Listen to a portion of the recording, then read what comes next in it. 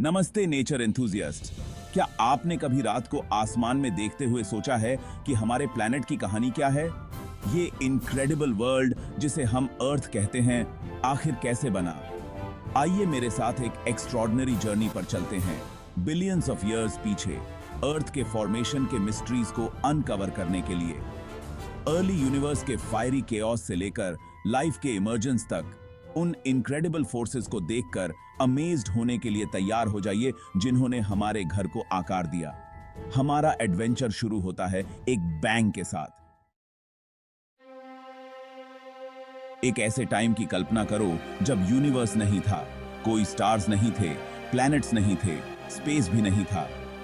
सब कुछ एक गहरे अंधेरे वॉइड में था, जहां कुछ भी नहीं था, सिर्फ एक खालीपन। जो कुछ भी हम जानते हैं वो एक टाइनी इनक्रेडिबली डेंस पॉइंट में एग्जिस्टेड करता था, जिसे सिंगुलैरिटी कहते हैं। यह सिंगुलैरिटी इतना डेंस और कॉम्पैक्ट था कि इसमें यूनिवर्स की सारी एनर्जी और मैटर समाई हुई थी। फिर एक फ्रैक्शन ऑफ अ सेकेंड में यह हुआ, द बिग बैंग। एक विशाल एक्सप्लोजन जिसने सब कुछ बदल दिया। एनर्जी और मैटर का एक अनइमेजिनेबल एक्सप्लोजन जिसने सब कुछ इनक्रेडिबल स्पीड से आउटवर्ड्स फेंक दिया। यह एक्सप्लोजन इतना पावरफुल था कि इससे स्पेस और टाइम का भी क्रिएशन हुआ। यूनिवर्स तेजी से एक्सपैंड हुआ और ठंडा होता गया। जैसे जैसे यूनिवर्स एक्सपैंड हुआ, एनर्जी और मैटर ने नए फॉर्म्स लेना शुरू किया।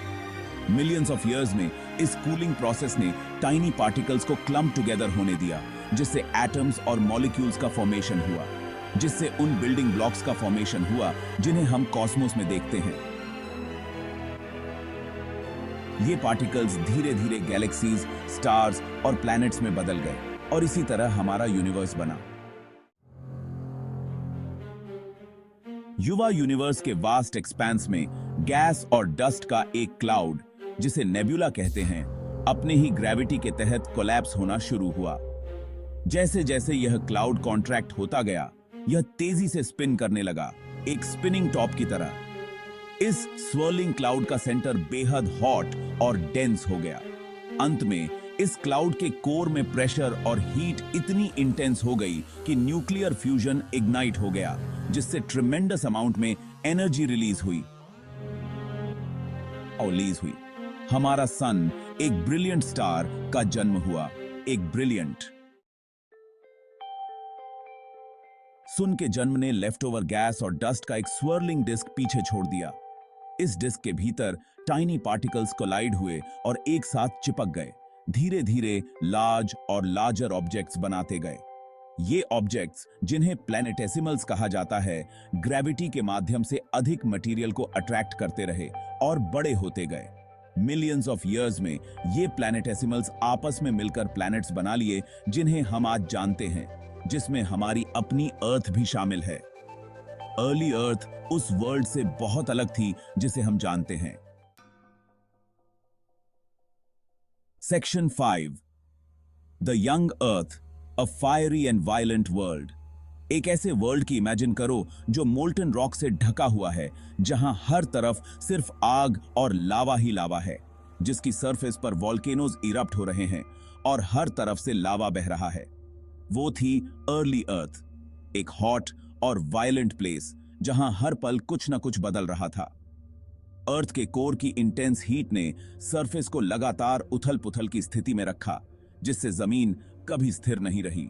वॉल्केनोज ने लावा और गैसेस को एटमॉस्फेयर में उगला, जिससे हवा में जहरीले गैसेस फैल गए, जिससे प्लैनेट के चारों ओर एक थिक टॉक्सिक ब्लैंकेट बन गई, जो किसी भी जीव के लिए खतरनाक थी। एस्टेरॉइड्स और कॉमेट्स ने यंग प्लैनेट पर बॉम्बार्डमेंट की, जिससे सरफेस पर बड़े बड़े क्रेटर्स बन गए, जिससे क्रेटर्स पीछे छूट गए और सरफेस और भी रगेड हो गई और केओस और बढ़ गया, जिससे यह प्लैनेट और भी अनप्रेडिक्टेबल हो गया। यह एक ऐसा वर्ल्ड था जो लगातार फ्लक्स में था, जहां हर पल कुछ नया हो रहा था।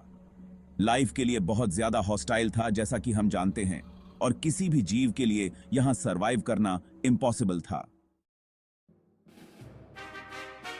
Section 6, a cosmic dance, the moon's formation. Earth के इतिहास में शुरुआत में एक कैटाक्लिज्मिक इवेंट घटित हुआ, जिसने हमारे प्लैनेट की डेस्टिनी को आकार दिया। एक मार्स साइज्ड ऑब्जेक्ट युवा अर्थ से टकरा गया एक कोलोसल इंपैक्ट में। इस कोलिजन से निकला डेब्री स्पेस में फैल गया, जिससे हमारे प्लैनेट के चारों ओर एक रिंग बन गई।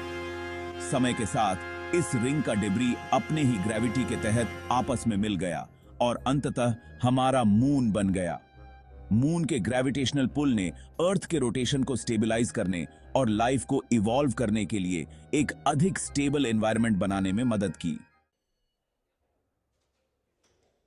Section 7, water and air, the breath of life. जैसे जैसे अर्थ ठंडी होती गई, वॉल्केनिक इरप्शन से निकलने वाला वाटर वेपर एटमॉस्फेयर में कंडेंस हो गया, जिससे क्लाउड्स का निर्माण हुआ। कूलिंग सरफेस पर भारी बारिश हुई, जिससे विशाल ओशंस का निर्माण हुआ। ये ओशंस हमारे प्लैनेट पर ला जाएंगे।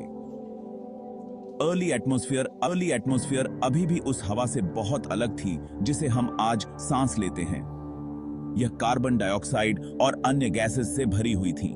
लेकिन समय के साथ फोटोसिंथेटिक ऑर्गेनिजम्स का विकास होगा, जो एटमॉस्फेयर में ऑक्सीजन रिलीज करेंगे और अधिक कॉम्प्लेक्स लाइफ फॉर्म्स के लिए रास्ता तैयार करेंगे। Section 8, the first science of life, a tiny beginning. शुरुआती ओशंस लाइफ के बिल्डिंग ब्लॉक्स से भरे हुए थे। इस प्राइमोर्डियल सूप में पहले सिंगल सेल्ड ऑर्गेनिजम्स का उद्भव हुआ, सिंपल लाइफ फॉर्म्स जो अपने एनवायरनमेंट से एनर्जी को हार्नेस कर सकते थे। ये सूक्ष्म पायनियर्स पृथ्वी पर सभी जीवन के पूर्वज थे। वे अविश्वसनीय रूप से रिजिलिएंट थे, हमारे प्लैनेट की बदलती कंडीशंस में थ्राइव करने के लिए अडैप्टिंग और इवॉल्विंग हो रहे थे। Section 9, life evolves from simple to complex. करोड़ों वर्षों में पृथ्वी पर जीवन ने इवोल्यूशन की एक अविश्वसनीय यात्रा की। उन पहले सिंगल सेल्ड ऑर्गेनिज्म से लाइफ फॉर्म्स की एक ब्रेथ टेकिंग डाइवर्सिटी का उद्भव हुआ। पौधों ने भूमि पर अपना कब्जा जमा लिया, जिससे वायुमंडल में ऑक्सीजन का संचार हुआ। जानवरों का विकास हुआ, जिन्होंने हर संभव स्थान को भर दिया। डायनासोर पृथ्वी पर घूमे, उनका शासन एक विनाशकारी एक्सटिंक्शन इवेंट में समाप्त हुआ। स्तनधारियों का उद्भव हुआ, जिससे अंततः हमारी अपनी प्रजाति होमो सेपियंस का उदय हुआ।